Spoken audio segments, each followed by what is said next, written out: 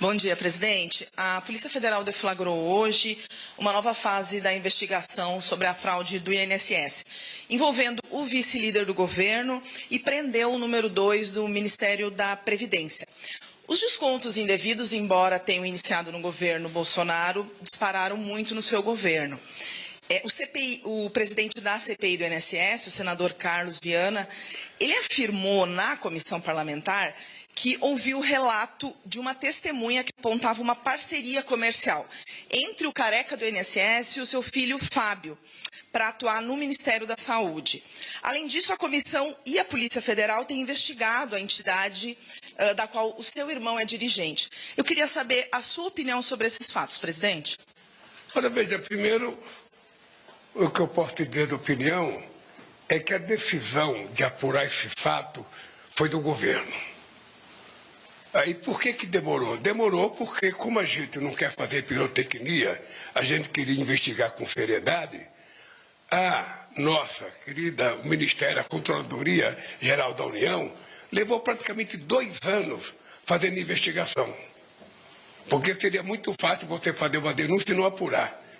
E a operação demorou. E foi nós do governo que tomamos a decisão de comunicar à sociedade brasileira o desfeito.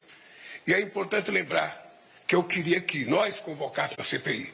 Seria a primeira vez que o governo poderia convocar uma CPI. Aí o pessoal entendeu que não era correto o governo fazer uma CPI e deixou a oposição fazer a CPI. Mas eu achava que, como nós tínhamos descoberto a denúncia, a bandidagem, a corrupção, a roubalheira, a gente tinha que fazer a CPI. Pois bem, essa CPI está sendo investigada, sabe? No caso do INSS, nós já devolvemos para 4 milhões de pessoas 2 bilhões e 750 milhões de reais. E todas as pessoas que estiverem envolvidas diretamente ou não, elas vão ser investigadas pela Polícia Federal. Muitas das coisas estão em segredo de Estado. Eu, sinceramente, já li a respeito alguma notícia. E eu tenho dito para os meus ministros, tenho dito para as pessoas que participam da CPI, é importante que haja seriedade para que a gente possa investigar todas as pessoas que estão envolvidas. Todas as pessoas. Ninguém ficará livre. Se tiver filho meu metido nisso, ele será investigado. Se tiver meu pai, que já morreu, não. Sabe? Se tiver, o Haddad vai ser investigado. O Ricota, com essa seriedade, vai ser investigado. Porque é o seguinte, cara, sabe, não é possível você admitir, num país em que milhões de aposentados ganham um salário mínimo, você ter alguém tentando se apropriar, expropriar o dinheiro do aposentado, com promessas falsas. Então, veja, eu não sou da CPI, eu não sou delegado da Polícia Federal e não sou ministro da Suprema Corte. O que eu posso dizer para você é que naquilo que depender da Presidência da República, tudo será feito para que a gente dê uma lição a esse país. Esse país tem condições de ser um país honesto, um país que não viva de assalto todo santo dia às pessoas mais pobres desse país, que não haja, sabe, tudo aparece sempre alguém para fazer uma maldade, para alguém tirar alguma coisa, para alguém enganar alguma coisa. Ou seja, é preciso parar com isso. É por isso que nós fizemos a maior operação já feita na história desse país contra o crime organizado, contra as facções criminosas. E vamos continuar fazendo.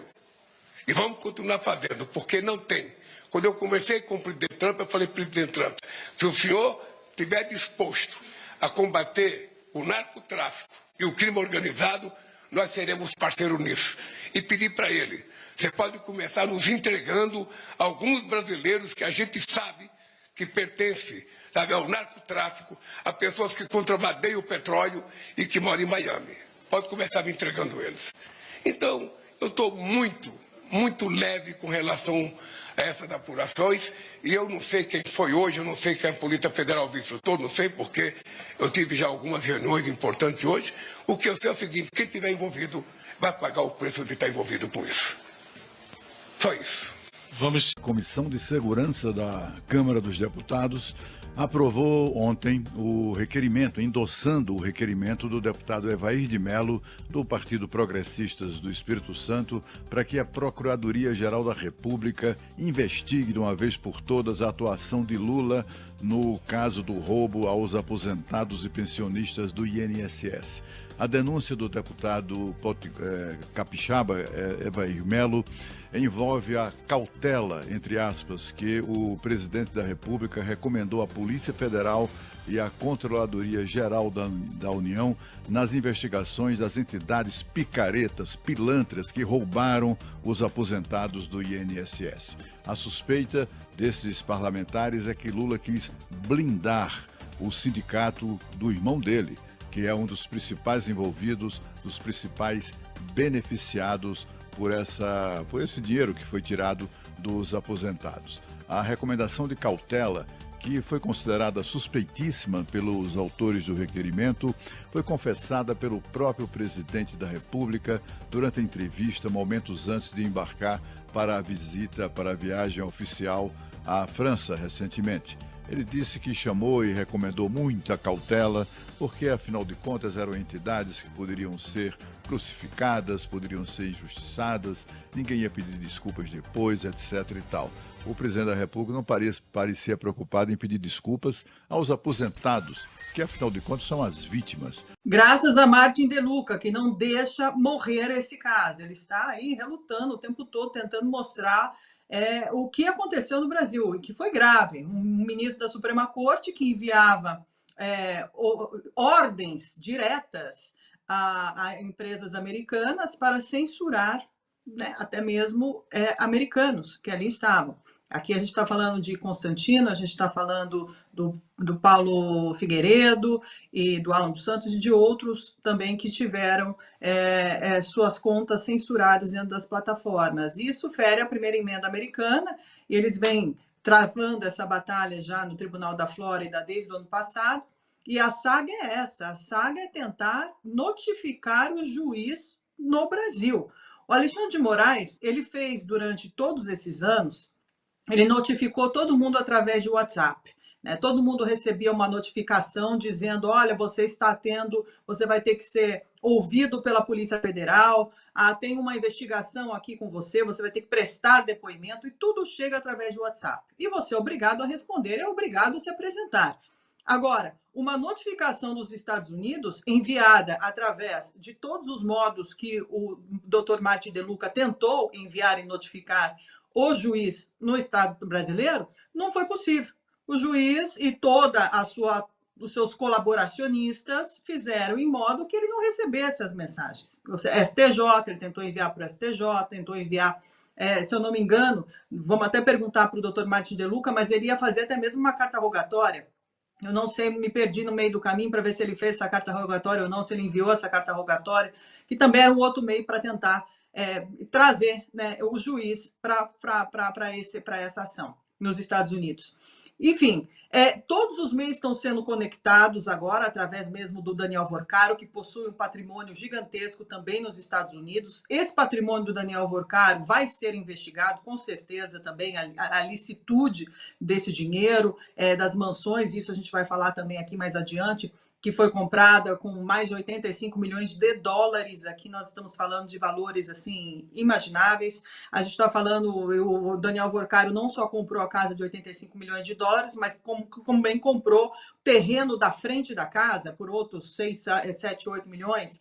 Então, assim, muitas coisas acontecem nos Estados Unidos, esse dinheiro está sendo passado por lá e vai ser investigado. Agora, a questão é conectar o contrato de um juiz de 129 milhões de reais, muito questionável, porque até agora não foi apresentado nenhum tipo de justificativa. Eu penso que a tentativa de se adiantar, de fato, porque deve ter outras delações premiadas também, colaborações na justiça, e, como ele sabe, né, quem está fazendo delação e etc., e o que está acontecendo, ele pretende aí minimizar, né, oferecer, então, essa boa vontade para que se abram portas, né, inclusive para ele próprio fazer delação premiada. Penso que é isso.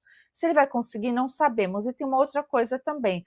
A imagem do Lula, né, está vinculada diretamente, por óbvio motivo, né, tá ali, e é ano eleitoral. Então, ano eleitoral, milagres acontecem, né? Quem sempre esteve metido com coisas estranhas começa a bater na porta, né, de ministro do Supremo Tribunal Federal que está fazendo um bom trabalho dentro da legalidade, que é o André Mendonça, para ver se consegue negociar. Então, acho que é isso, né? E tem vindo notícias, ontem mesmo também foi noticiado que era verdade que a Polícia Federal alertou o Supremo Tribunal Federal em relação à fuga, né? Vão colocar fuga ou viagem aí do Lulinha para a Espanha, que isso foi falado. Então, quanto mais existe essa tentativa de frear, né, que se coloque o que o Lulinha fez abertamente, talvez, né, seja aí nada inteligente, porque acaba vindo outras notícias, né? A gente sabe que a Polícia Federal está investigando, tem provas e, né, vai soltando aquela coisa para todo mundo entender que deveria ser assim, né? O Brasil não deveria ter ninguém acima da lei.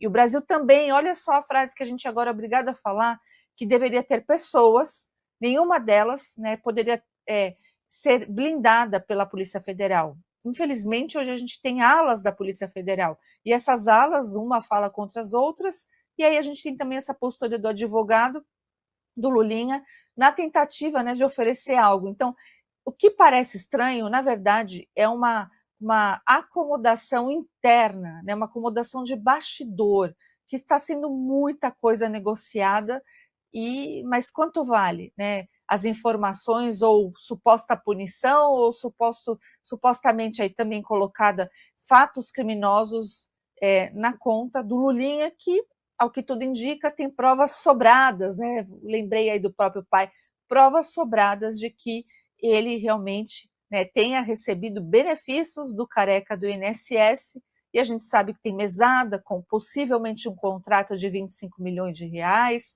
e por aí vai, né? Será que Lulinha vendeu influência do próprio pai? O que vocês acham?